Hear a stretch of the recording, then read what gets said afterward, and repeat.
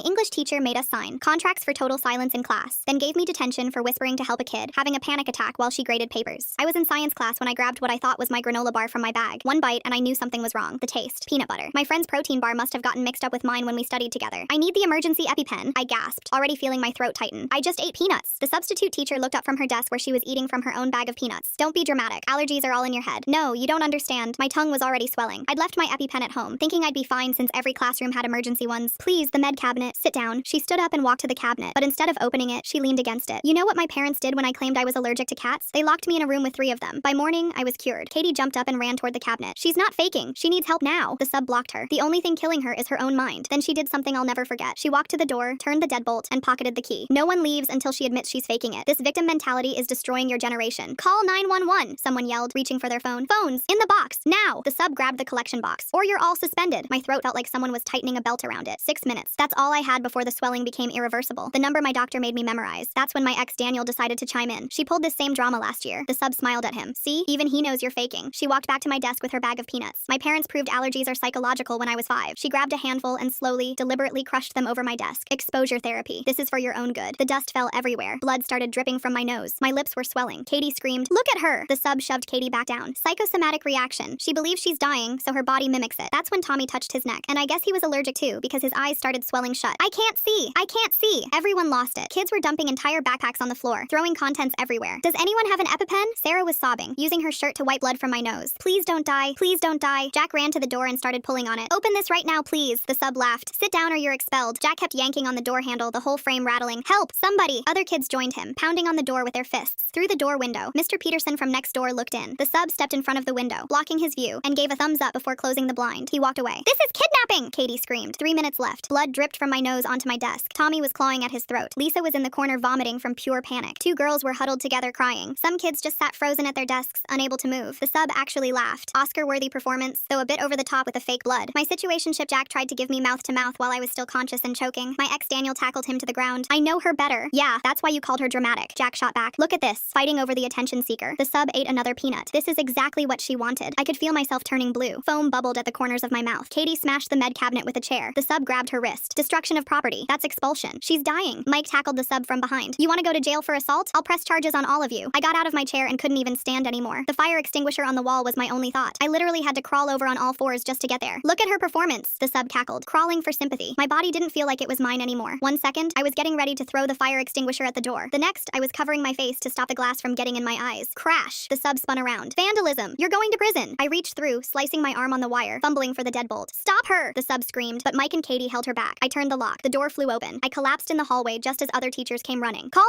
911! Someone screamed. The sub was still yelling from inside. They're all faking! This is mass hysteria! The paramedics said I was clinically dead for 3 minutes. They worked on me right there in the hallway while more ambulances arrived. Miss Blade was fired and blacklisted from every school in the area. Fast forward 2 weeks later. We were sitting in class when our teacher broke the news. After receiving his diagnosis of permanent partial blindness, Tommy had taken his own life. All thanks to Miss Blade. That's when I knew getting fired wasn't enough. We had to destroy her. The words hung in the air while everyone sat frozen at their desks. Katie's hand found mine under the table and squeezed so hard my knuckles cracked. Her eyes were red and puffy, but there was something else there too. Something hard and angry. The bell rang and kids started filing out, but we stayed in our seats until the room emptied. She leaned close and whispered that getting Miss Blade fired wasn't even close to enough. I nodded because my throat was too tight to speak. After class, I had to go straight to my follow-up appointment at the hospital. The doctor ran a scope down my throat and took pictures of the scarring. He showed me the images on his computer screen, pointing to the damaged tissue. My airways were permanently narrowed by 15%. He made me practice with my new EpiPen over and over, stabbing it into an orange until I got the motion right. 3 times he watched me do it before signing my discharge papers. Walking back through the main hallway at the school the next day, I saw Mr. Peterson coming toward me. His face went white when he recognized me. He turned and practically ran into an empty classroom. I stood there with my fists clenched so tight my nails cut into my palms. He saw me dying through that window and just walked away. That night, my phone buzzed with a text from Katie. She was making a group chat with everyone from that classroom. Sarah joined first, then Mike, then Jack. Even Lisa, who threw up, joined. We needed to get our stories straight for what was coming. My mom drove me to the police station the next morning. The officer taking my statement kept making me repeat the part about the locked door. He wrote down every detail about the 6-minute timeline. 2 hours I sat in that uncomfortable plastic chair going over it again and again. He asked if I had any proof besides witness statements. Tommy's funeral was 3 days later in the school gym. Half our science class showed up, but the other half stayed away. His mom stood at the front holding his school photo and sobbing. After everyone left, I walked up to his picture display. I touched his photo and promised him that Miss Blade would really pay for this. By Monday, the whole school was talking, but not the way we expected. Some kids were saying it was all mass hysteria, and we overreacted to nothing. At lunch, this girl from another class said Tommy was being dramatic about his blindness. I threw my tray in the trash and left before I did something stupid. Jack found me after school by my locker looking uncomfortable. He kept apologizing for trying to to give me mouth-to-mouth when I was still conscious. He said he panicked and didn't know what else to do. I told him it was okay, even though remembering his mouth on mine while I was choking made my skin crawl. That night, Daniel sent me this long, rambling message on Instagram. He was sorry, but also not really sorry, claiming he was trying to keep everyone calm. He said he still knew me better than anyone and was just trying to help. I blocked him after reading his last line about how we should talk in person. The school nurse called me down the next day to go over their new allergy action plan. She showed me the new EpiPen stations they installed in locked boxes throughout the building. Each one needed a special key to open. She gave me a laminated card with the locations marked, but I noticed the keys were only in the main office. That afternoon, my phone buzzed with an email from the school district, and I opened it while sitting on my bed, still feeling weak from everything. The subject line just said, "Important update regarding recent incident," and the whole thing was maybe 3 sentences about how Miss Blade had been terminated from her position and banned from working in any school in the state due to an incident involving student safety protocols. They didn't mention me dying for 3 minutes or Tommy going blind or anything real that happened. My mom read it over my shoulder and threw her phone across the room. Katie showed up at my house around 7 with this huge notebook and a folder full of papers and started spreading everything out on my kitchen table. She said we needed to write down every single thing we remembered about what happened and every symptom I was still having, because if we were really going to destroy Miss Blade, we needed evidence for more than just her getting fired. My hands were still shaking sometimes, and I got dizzy when I stood up too fast, and Katie wrote all of that down in her neat handwriting. The next morning, the school called and said Principal Barfield wanted to meet with me and my mom immediately about the situation. Talk about taking no peanuts allowed to a whole new level of wrong. This teacher just turned a science class into a horror movie where the villain eats snacks while kids literally die. We drove there, and he was sitting behind his desk with his hands folded, looking all serious, and started talking about how we needed to handle this situation carefully and not make it public or cause unnecessary drama for the school. My mom stood up so fast her chair fell backward and asked him if he thought watching her daughter die for 3 minutes was unnecessary drama. He actually had the nerve to say the school had already taken appropriate action and we should move forward. 2 days later, a detective named Darren Boudreau called our house and said he'd been assigned to investigate potential criminal charges, including child endangerment and false imprisonment against Miss Blade. He came over that afternoon with a recorder and took my statement for almost 2 hours. And when I told him about her locking the door, he stopped writing and looked up and said that changed everything legally, because that made it false imprisonment on top of everything else. That night, I was trying to do homework when suddenly I couldn't breathe and felt like I was back on that classroom floor, crawling toward the door with my throat closing up. I grabbed a notebook and started writing down every single detail I could remember about those 6 minutes, because I needed to get it out of my head before it drove me crazy. I wrote about the taste of the peanut butter and the way the blood felt dripping from my nose and how the floor tiles felt cold under my hands when I was crawling. Katie organized a meeting at her house with everyone from our class who wanted to help, and we sat in her basement making a plan. We decided destroying Miss Blade meant 3 things had to happen, which were criminal charges that would put her in jail, and civil lawsuits that would take all her money, and making sure everyone everywhere knew exactly what she did, so she could never hurt another kid. Katie assigned Mike to research similar cases, and Sarah to collect medical records, and everyone got a job to do. My mom found this lawyer named Gray Bellamy, who specialized in the school negligence cases, and we met him in his office downtown, where he had all these awards on the wall. He explained that to win, we needed to prove the school knew, or should have known, Miss Blade was dangerous, which meant we had to get her employment records and any complaints from other schools. He said the discovery process would let us request all her files, and that's when we'd find out if there were warning signs the school ignored. I started seeing a therapist named Emmett Bloom twice a week because I was having panic attacks every time I smelled peanut butter or heard a door lock. He taught me these breathing exercises where I counted to 4 while breathing in and held it for 4 and breathed out for 4, and it actually helped a little bit. He told me what I went through was real trauma and my anger was completely justified and I shouldn't feel bad about wanting justice. A week later, this guy Gordon Bowles from the district's legal department scheduled interviews with all of us kids who were in the classroom that day. He came to the school and pulled us out of class one by one, but it was obvious he was just trying to protect the school from getting sued, because he kept asking these leading questions about whether we might have misunderstood what Miss Blade meant, or if maybe she was just trying to teach us a lesson about being prepared. He actually asked Katie if she thought Miss Blade might have been planning to open the cabinet after making her point, and Katie told him Miss Blade watched me turn blue and foam at the mouth, so what point was she trying to make exactly? Then this local reporter named Jasper Beckwith started calling everyone trying to get our side of the story for some investigation he was doing. Katie thought we should talk to him and get the truth out there, but Gray Bellamy told us to wait until he could find out what angle the reporter was taking, because sometimes they twist things to make victims look bad. 2 days later, I was sitting in Gray Bellamy's office downtown signing a stack of papers while he explained each one. He kept pointing to different sections about witness statements and the locked door detail while his assistant made copies of everything. The retainer agreement was way more than my family could afford, but he said we could work out a payment plan after the case settled. My mom had to sign too since I was still a minor, and her hand shook when she wrote her name. Gray's office walls were covered with newspaper clippings about cases he'd won, and I counted 12 involving schools while he talked about discovery procedures and depositions. He said having 15 witnesses who saw everything made this stronger than most negligence cases he'd handled. The school announced Tommy's vigil 3 days later, and everyone had to walk to the football field during 5th period. They set up a microphone at the 50-yard line, and kids took turns talking about what a good friend he was. When this sophomore mentioned how Tommy spent his last week scared about losing more of his sight, I had to walk away. My chest felt so tight I couldn't breathe, and I ended up throwing up behind the bleachers while everyone else stayed to light candles. Daniel followed me and started saying he never meant to hurt me when everything happened in the classroom. I turned around and told him that calling me dramatic while I was dying was something I'd never forgive. He just stood there with his mouth open as I walked back toward the parking lot without letting him say another word. Gray called me that afternoon to say he'd filed official records requests with the district for Miss Blade's training certificates and any emails about the incident. The district had 30 days to respond, but he warned they'd probably claim some documents were missing or hadn't been kept properly. Gordon Bowles from the district scheduled an interview with me the next week, and Gray insisted on being there as my lawyer. Gordon kept trying to make it sound like Miss Blade was just one bad teacher instead of asking about the locked cabinet or Mr. Peterson walking away. I made sure to mention both things 3 times while Gordon type notes on his laptop and avoided eye contact. Meanwhile, Jasper Beckwith was interviewing students, and Katie told me he'd talked to 5 kids separately about what happened. He showed Katie a timeline he was building that proved how many chances adults had to stop this from happening. She said he looked really upset when she described Tommy crying about going blind and how scared he'd been those last few weeks. Detective Boudreaux called while I was doing homework to update me on the criminal investigation. The DA was looking at charging Miss Blade with false imprisonment and reckless child endangerment based on the evidence. He said having 2 students with severe reactions and Tommy's death made the case much stronger than if it was just me. My next therapy appointment with Emmett Bloom focused on my anger and how it was eating me up inside. He helped me see that destroying Miss Blade wasn't the real goal, but stopping her from ever hurting another kid was. It felt better thinking about it that way, even though the rage still burned in my stomach every night. Gray tried getting the hallway security footage that would show Mr. Peterson walking away, but the school said it was under legal hold. He actually smiled when he told me this was good because now they couldn't delete it or claim the cameras weren't working. The next morning, he sent official preservation letters to both the district and the substitute teacher agency by certified mail. These letters legally required them to keep all documents about Miss Blade, including training records and previous complaints from other schools. He explained that companies sometimes lose important papers right before trials, but now they'd face criminal charges if anything disappeared. That same week, the local paper ran an op-ed that made my blood boil. The writer called our whole situation moral panic and said Miss Blade was just a victim of helicopter parents who coddle their kids. They wrote that allergies are overblown these days, and teachers shouldn't have to deal with every little medical complaint. The online comments turned into a total war zone. Some people shared their own allergy horror stories and said Miss Blade should be in jail. Others said we were drama queens looking for attention and a payday. My mom spent hours screenshotting the worst comments for our lawyer while my dad paced around the kitchen reading them out loud. Katie's parents had to change their phone number after someone posted it online. The records request Gray filed finally came back with some interesting stuff. Miss Blade had 2 previous complaints at other schools that nobody knew about. The first one was from 3 years ago, when she wouldn't let a diabetic kid check his blood sugar. She told him he was being dramatic and seeking attention just like she told me. The kid ended up passing out and hitting his head on a desk. The second complaint was from last year at a middle school where she refused to let a girl use her inhaler during an asthma attack. The girl's parents pulled her out of school the next day and filed a complaint, but nothing ever happened. Gray made copies of everything and added them to our growing pile of evidence. Then things got worse when some idiot from our class posted on social media that Miss Blade was trying to kill us for insurance money. They said she had life insurance policies on all her students, which was completely made up and stupid. The post went viral before anyone could stop it, and suddenly we looked like crazy conspiracy theorists. Katie made them take it down, but the damage was already done. News outlets started calling us the students who cried wolf and questioning if we were making everything up. Gray had to send out a statement saying we had nothing to do with that post, and it didn't represent our actual claims. 2 days later, FedEx showed up at all our houses with thick envelopes from Miss Blade's lawyer. Why did the principal think keeping quiet was more important than a student almost dying? The way he talked about unnecessary drama makes me wonder what he was really worried about. Was it just the school's reputation or something else? The cease and desist letters threatened to sue us for defamation if we kept talking about what happened. They said we were ruining her reputation and causing emotional distress with our false allegations. My parents were freaking out, but Gray called an emergency meeting at his office. He explained this was just an intimidation tactic to shut us up, but we still had to be careful about what we posted online. No more social media posts about the case, no talking to reporters without him present, and definitely no wild theories about insurance money. We decided to get organized and create a shared Google Drive for all our evidence. Mike took charge of scanning every document we had while Sarah handled all the medical records and doctor's notes. Katie organized the witness statements from our classmates, and I worked on the timeline of exactly what happened that day. We had folders for news articles, social media screenshots, emails from supporters, and the growing stack of legal documents. Seeing it all organized like that made it feel more real and less like a nightmare we couldn't wake up from. School was getting harder too because I couldn't control my panic attacks anymore. In chemistry class, someone opened a bag of trail mix with nuts, and I completely lost it. My throat started closing up even though I didn't eat anything, and I couldn't breathe. The teacher had to call the nurse who implemented my new emergency exit plan, where I could leave any class without permission if I felt triggered. It was so embarrassing having everyone watch me run out of the room gasping for air. The nurse gave me a paper bag to breathe into and called my mom to pick me up early. I missed the rest of the day and had to make up a test I was supposed to take. The next week was the school board meeting that we'd been preparing for. Katie had written a 3-page statement about what happened and practiced reading it over and over, but when she got up to the microphone, they told her she only had 3 minutes for public comment. She tried to read faster, but they cut her off mid-sentence when the timer went off. Parents in the audience started yelling that this was a cover-up, and they deserved to know what happened. One mom stood up and shouted that her kid was in that classroom and had nightmares every night. Security guards started moving toward the crowd, and the board president threatened to clear the room if people didn't calm down. 3 parents got escorted out, including Katie's dad, who was filming everything on his phone. The board said they'd take our concerns under advisement, which basically meant they weren't going to do anything. We were all crushed walking out of that meeting knowing they didn't care about what happened to us. Then finally we heard from the DA's office, but it wasn't good news. They called our parents saying they were still waiting for final medical reports before deciding on charges. The prosecutor warned that the process could take months, and even if they charged Miss Blade, she might get a plea deal. They said cases like this were hard to prove because she could claim she didn't know how serious allergies were. My dad slammed his phone down so hard after that call that the screen cracked. We all felt like the system was failing us, and Tommy died for nothing. But then Jasper got an interesting email that gave us new hope. Someone who worked with Miss Blade at a summer camp 10 years ago reached out after seeing the news stories. This person said Miss Blade used to brag about how her parents cured her cat allergy by locking her in a room with cats when she was 5. She would tell this story to anyone who mentioned allergies and say that's how all allergies should be handled. The email had dates and names of other counselors who heard her say this stuff. Jasper forwarded it to Gray right away, and we added it to our evidence folder. This proved her dangerous beliefs went back years, and she knew exactly what she was doing to me. Gray used all this evidence to officially file our civil lawsuit against Miss Blade and the school district. The lawsuit sought damages for medical costs, trauma, and Tommy Tommy's death, which his parents joined as plaintiffs. The paperwork was over 100 pages thick with every single detail of what happened spelled out in legal language. Reading through it made me realize how serious this all was, and how much our lives had changed because of one substitute teacher who thought she knew better than doctors. 2 days later, Katie texted me a link that made me throw my phone across the room. Miss Blade had posted a 20-minute video on YouTube calling herself the real victim and claiming we were all lying about what happened. She sat in her living room crying fake tears while saying she never meant to hurt anyone and that cancel culture was destroying her life. The comment section was full of people saying kids these days are too soft and that she was scapegoated for a tragic accident nobody could have prevented. I spent the next 3 hours throwing up while my mom held my hair back. The district called an emergency meeting that Friday where they offered us all early settlements with non-disclosure agreements attached. The paperwork was thick and full of legal terms, but basically they wanted to pay us to shut up about the whole thing. Some parents were already signing because they needed money for medical bills and therapy costs. My mom looked at the check amount and I could see her doing math in her head about my hospital bills. Other parents were yelling that this was blood money and the district was trying to sweep everything under the rug before the real investigation started. Katie's dad ripped up his settlement offer right there in front of everyone. The room split into 2 groups arguing while the district lawyers sat there taking notes. That's when our lawyer Gordon dropped a folder on the table that shut everyone up. Training records showed Miss Blade had skipped the mandatory module on recognizing and responding to anaphylaxis 3 years ago. She'd submitted a form claiming she already had equivalent training from a previous job, but nobody ever checked if that was true. The district superintendent's face went white as he read through the papers. Gordon had also found emails where administrators were ignored warnings about her behavior at staff meetings. One teacher had written that Miss Blade seemed to enjoy having power over students too much. Another email mentioned she'd made weird comments about allergies being made up by pharmaceutical companies. The district lawyers started whispering to each other and asked for a recess. We sat in that conference room for 2 hours while they panicked in another room down the hall. Mr. Peterson showed up at my house that weekend asking to talk privately. He sat on our porch steps and couldn't even look me in the eye while he admitted he'd seen us through the window that day. He said Miss Blade's thumbs up made him think everything was fine, and he trusted her because she was a teacher. His hands were shaking as he explained how he'd been having nightmares about Tommy and couldn't stop thinking about what would have happened if he'd just opened the door. I told him his guilt didn't undo his choice to walk away when kids were screaming for help. He left crying, but I didn't feel bad for him at all. The district announced new policies the next week requiring all classroom doors to stay unlocked during instruction. They were also installing emergency EpiPens in bright red unlocked boxes in every room. Principal Barfield held an assembly explaining the new rules while avoiding any mention of why they were suddenly necessary. It felt like such a small victory considering what it took to get there. Kids were still having panic attacks in that classroom, even though they'd replaced all the desks and repainted the walls. Jack started coming over after school to help me prepare for giving depositions. We'd sit at my kitchen table while he asked me practice questions, and I tried to answer without crying or getting too angry. He was really patient when I had to take breaks to calm down. We figured out boundaries for our complicated relationship and agreed to focus on the case while dealing with personal stuff later. His presence helped more than I expected, even though things were still weird between us. That lasted until Daniel decided to betray everyone by leaking our private group chat screenshots to some blogger defending Miss Blade online. He'd edited them to make himself look reasonable, and the rest of us looked like we were exaggerating for attention. The messages spread across social media with people calling us crisis actors and saying we were ruining an innocent woman's life. Our group kicked Daniel out immediately, and his reputation at the school tanked when people found out what he'd done. Kids would knock his books out of his hands in the hallway, and nobody would sit with him at lunch. Even teachers looked at him with disgust when he walked into their classrooms. During my next therapy session with Emmett, we worked through my urge to personally confront Miss Blade. I'd been having dreams about showing up at her house and making her understand what she'd done to us. Emmett helped me see that channeling everything through legal channels was safer and would actually accomplish more than any confrontation could. The temptation to do something reckless faded, but never completely went away, especially when I'd wake up gasping from nightmares. Jasper Beckwith's full investigation finally published as a long article with our real names after we gave permission. He'd spent months piecing together every detail, including Tommy's declining vision in his final days and the note his parents found. Public opinion shifted dramatically when people read the timeline of Tommy losing his sight bit by bit and choosing to end things rather than live in darkness. Her video crying about being the real victim while Tommy's parents join a lawsuit. That's some Olympic-level mental gymnastics right there. Someone give her a gold medal for missing the point completely. The article went viral with millions of shares and even celebrities posting about it. Miss Blade's supporters mostly went quiet except for a few conspiracy theorists who claimed the whole thing was staged. That's when Gordon found the smoking gun we'd been looking for. Records showed Miss Blade had done something similar 5 years ago at a school 3 districts over. She'd locked students in during a tornado drill claiming she was teaching them discipline and respect for authority. One kid had a panic attack and passed out, but the school quietly let her resign to avoid scandal. They'd passed the problem to us by giving her neutral references and never mentioning the incident. The other district's HR person admitted in a deposition that they just wanted her gone and didn't care where she went next. 2 days after that deposition dropped, Miss Blade's supporters found us online. My phone started blowing up with messages calling me a liar and attention seeker, while Katie got death threats on Instagram. Gray Bellamy made us screenshot everything and told us not to respond to any of it. The messages kept coming for weeks, people saying we destroyed an innocent teacher's life, that Tommy killed himself because he was weak, not because of what happened. I blocked over 40 accounts, but new ones kept popping up. 3 weeks later, I sat in a conference room for my deposition, while Miss Blade's lawyer grilled me for 4 straight hours. He kept asking the same questions different ways, trying to get me to contradict myself or admit I was being dramatic. I stuck to the facts, describing exactly how I crawled across the floor, how the blood dripped from my nose, how my throat closed up. Miss Blade sat across from me the whole time, and when I described crawling on my hands and knees, her face went white and her lawyer had to call a recess. The DA called us 2 months later to say they were filing criminal charges. Miss Blade got arraigned on 2 counts of reckless child endangerment and 1 count of false imprisonment. She showed up in a gray suit trying to look professional, but they still put her in handcuffs after she pleaded not guilty. The judge set bail at $50,000, and she posted it that same day, but seeing her in cuffs felt like the first real victory victory we'd had. The district's lawyers came to us with a bigger settlement offer that would cover all our medical bills plus therapy for the next 5 years. The number was huge, but it came with an NDA that would stop us from talking about what happened except for policy stuff. Katie and I spent 3 days going back and forth with them about adding language that would let us speak at schools about allergy safety and advocate for better training. They kept saying no until we threatened to reject the whole thing and go to trial instead. The lawyers caved and added the carve-out we wanted plus money for a foundation in Tommy's name. The school held a mandatory assembly the next week with a moment of silence for Tommy, but half the kids were on their phones and some were whispering about how we were being dramatic. One kid actually said out loud that Tommy was probably depressed anyway, and this was just an excuse. I walked out and threw up in the bathroom while Katie stayed and recorded the whole thing on her phone. The State Board of Education met the following month and voted unanimously to revoke Miss Blade's teaching certificate permanently. They posted it in the public records database where any school that searched her name would see it forever. She couldn't even teach at private schools or tutor kids anymore because the revocation specifically banned her from any position of authority over minors. That's when she filed her wrongful termination lawsuit against the district, claiming they made her a scapegoat for their own failures in training and oversight. Her filing called us manipulative children who orchestrated a performance to get attention and destroy her career. I found it online at 2 in the morning and read the whole thing, every page where she painted herself as the victim and us as scheming brats who planned the whole thing. Emmett found me crying on my bedroom floor at 4 a.m. and took my laptop away, made me promise to stop reading anything about the case online. He set up blockers on my devices and helped me find a therapist who specialized in trauma from authority figures. We met with the lawyers one last time to sign the settlement papers with all our changes included. The money would cover everything medical plus therapy for years, and we could still speak about what happened as long as we focused on safety reforms instead of attacking the district directly. It wasn't perfect justice because nothing could bring Tommy back, but at least we got something real that we fought for and won. Katie pulled out her laptop that night and started typing up a mission statement while Sarah made a list of every school board meeting in the state. Jack designed a logo with Tommy's initials inside a medical cross, and I started writing down everything we wanted to change about emergency protocols in schools. We filed the paperwork to make Tommy's Law an official nonprofit the next week and set up social media accounts that got thousands of followers within days. Our first school board meeting was 3 towns over, and we drove there in Sarah's mom's minivan with a box of flyers and our hearts pounding. I stood at that podium and told them about watching Tommy's eyes swell shut while our teacher ate peanuts and laughed at us. Katie showed them the video someone had recorded on their phone before the teacher took them away. Sarah read the statistics about how many kids die from allergic reactions in schools every year. Jack presented our proposal for mandatory unlocked medical cabinets and quarterly emergency training for all staff. The board voted yes right there in the meeting, and parents were crying in the audience. We hit 12 more districts that month, and every single one passed our safety reforms. Local news picked up the story, and suddenly we were getting calls from schools in other states asking how to implement Tommy's Law. We spoke at a national education conference where I had to leave the stage twice to use my inhaler because talking about it still made my chest tight. Sarah's mom drove us everywhere and made sandwiches for the car rides and never complained about the gas money. Katie kept a spreadsheet of every school that adopted our protocols, and by month 3 we had over 200. Jack got us meetings with state legislators who started drafting actual laws requiring allergy training. I testified at the state capitol with my EpiPen in my pocket and my hands shaking the whole time. 6 months passed, and now I check every single food label twice before eating anything and carry 3 EpiPens in different pockets. My therapist says the nightmares about blue lips and foam will fade eventually, but I still wake up gasping sometimes. Miss Blade's trial starts next month, and the prosecutor says we have a solid case for criminal negligence and false imprisonment. Tommy's parents sent us a letter thanking us for everything we did, but his mom couldn't stop crying at his memorial service last week. The rage isn't drowning me anymore, but it's still there when I see peanut butter in stores or hear teachers complaining about overprotective parents. We couldn't bring Tommy back, but we made sure Miss Blade will never have the power to hurt another kid again. Man, thanks for hanging out with me and diving into all these questions today. It's always such a wild ride just sitting here, wondering about stuff together. Can't wait to do it again next time. If you made it to the end, drop a comment. I love reading all your comments.